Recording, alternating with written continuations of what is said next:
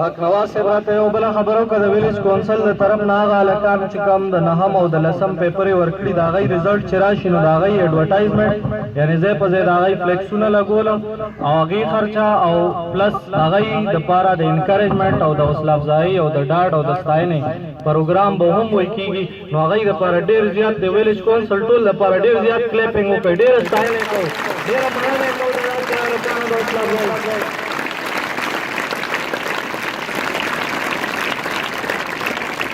جنگ دې را په غاړه خو د زغم نه به کار اخلو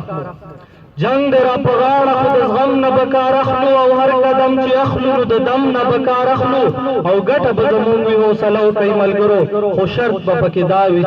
چې قلم نه به کار اخلو بلنه ورکوم عبدالله ته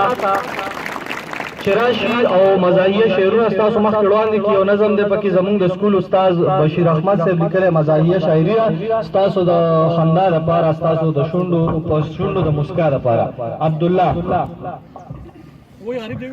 کاڼې به ووایي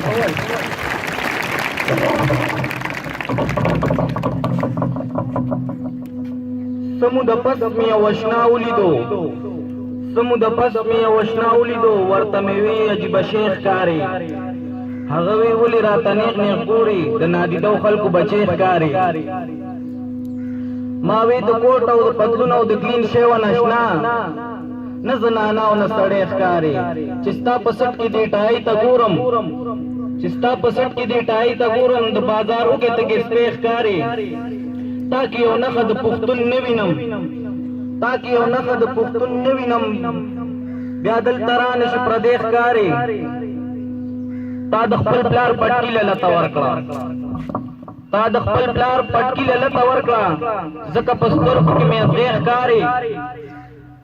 ما ته یې وې زما ډرنایز شوما ما ته یې وې زما ډرنایز شوما ته لا ماسټره پخوانی ښکاري یوه کیسه ده وی یریدل د لاسې له نه ټینګېږي زیاتې خور د بلې سې له نه ټینګېږي د پښتون توره مننه ټول جهان ده خو توره خرڅه کې پیسې له نه ټینګېږي غریب ګل مې په وړه خوله مې حق وي غریب ګل مې په وړه خوله مې حق وي که خبره مې خوږه وه خو دیګه شوه خلک وایي کږه خوله په سوک سمیږي زما سمه خوله په سوک باندې کږه شوه او یو بله های ګوره و یو غل پغلا کی جانماز وړلو یو غل پغلا کی جانماز وړلو د کور مالک ورته ویل نوس په کوما هغه وی زه درته هندوخ کارم سه ما ویل کمالی کور دی لوی شو راته وای چې په دې کې څه کمال دی وی هر باران کې پنځه شپږ فوټه اوږدېږي زما لارې ته ربړو غوندې دیوال دی وای نیمه لارې ډېره کړه نیمه یې ډپه کړه ټوله یې چپه کړه ما ویل صاحب سره میکار دی پین کلک شو ویل کجرنده د پلار د خو په وار ده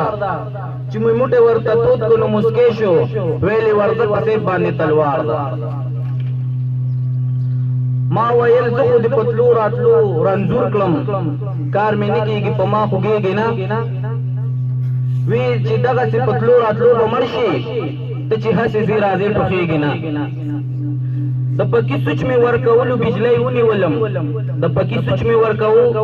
بجلی ونیولم ټول ریک دیتما بورډ کې د جهان بجلی وا دې کې ناصافه می په خوا کې وی لاړه بجلی د مرګ بچ شوم شکر دې د پاکستان بجلی وا بس کلیپس وتاو کوي